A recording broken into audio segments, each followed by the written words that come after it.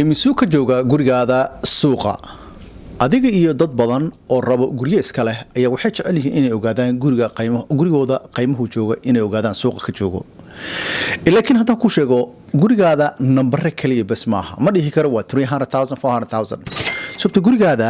waa meesha xasuusta caruurtaada kula samaysato waa meesha adiga markaad maalinta dheer aad soo shaqayso waqti dheer inta soo shaqayso aad imaato aad ku nasato waa meesha caruurtaada ay dhahayaan xaafadaasaan ku koray iyo guriga noocaas gurigaasaan ku koray yaraanteedii soo kaliya bas ma aha number kaliya ma aha number uu ka badan yahay gurigani laakiin waa muhiim inaad fahantaa wax loo yaqaano market value oo gurigan qiimaha suuqa intuu ka joogo taasi ha ka walwalin waa taasi meesha aniga imaanayo as your trusted real estate agent inaan arrintan kaa caawiyo saan kugu sheego gurigaada suuqa intuu ka joogo haddii aan wada shaqayno aniga adiga waxaan ogaanaya gurigaada ayaa isoo tusi doontaa gurigaadii aan soo ogaan doono buug baan soo qaadanaya warqad baan ku qoranaya waxyaalayaasha muhiimka ugu muhiimsan inaan ogaada muhiim tahay ay kamid tahay gurigaada special features uu leeyahay qaabka loo dhisay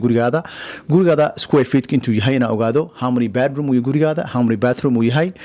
so gurigaada ya build sanadka la dhisay inaan soo ogaado muhiim ah guriga lot size-kiisa meesha barxadda caruurta kuga ciyaar intuu leeyahay iyo gurigan haddaa wax ku samaysa wax loo yaqaano upgrade ama renovation aan ku samaysay aan wax ka bedeshay inaan ogaado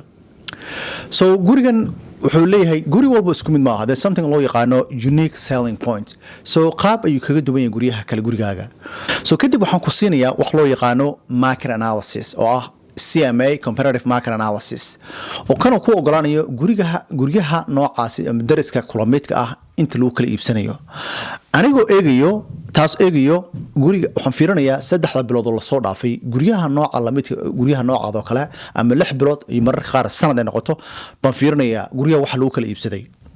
waxaan fiirinayaa wax loo yaqaano proximity oo ah gurigan intay isu jiraan like waxaan ka soo qaadaya badanaa 1 mile to 5 miles ayaan fiirinayaa u badnaan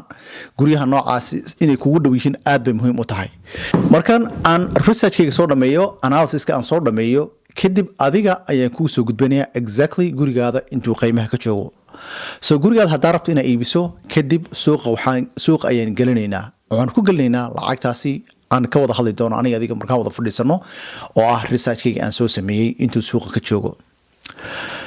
so inshallah haddaa rabto inaad gurigaada iska sii iibiso waa muhiim inaad la fadhiistaa real estate agent oo kuu sameeyo waxaa loo yaqaano CMA-gan kuu sheegayo oo ah exactly kuu sheegi kara gurigaada qiimihiisa intuu ka joogo even mararka qaar gurigaada adigoo iibsanin haddaad aniga iga soo codsato waan kuu samayn karaa arrintani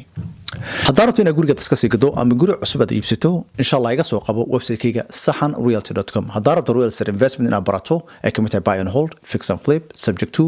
wholesaling inshallah igu soo booqo website-kayga sahaninvestor.com. Assalamu alaikum.